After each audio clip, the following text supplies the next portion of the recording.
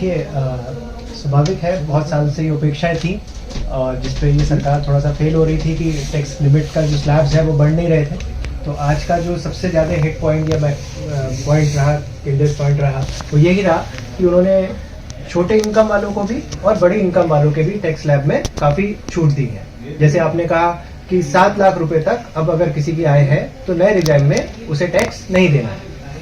पुराने रिजाइम की बात करें तो पुराने रिजाइम में पहले भी ऐसा हुआ करता था कि भाई अगर आपकी एटीसी और एटीडी की डिडक्शंस हैं 1.5 लाख की और 50,000 रुपए की क्रमशः, तो 7 लाख तक पे वैसे भी बच जाते थे। लेकिन नए रिजाइम में बिना किसी अतिरिक्त बेनिफिट के एटीसी एटीडी की छूट ना लिए हुए भी अगर आपकी इनकम है तो ये बहुत बड़ा रिलीफ है ना।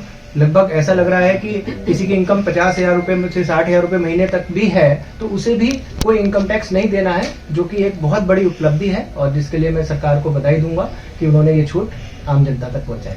सर, जिसका इंक्रीमेंट हुआ है इस बार वेतनभोगी का 7 लाख से कुछ आगे बढ़ा है, वो परेशान होगा।